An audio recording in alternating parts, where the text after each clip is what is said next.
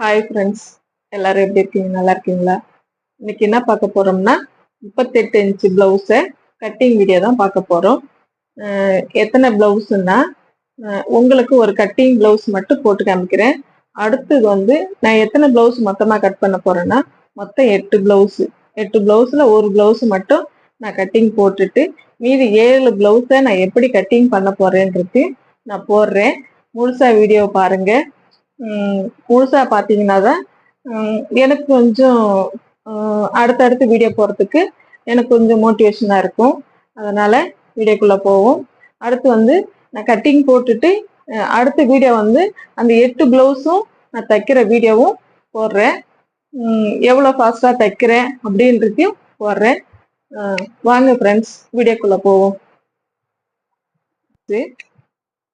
38 inch சொன்னார்.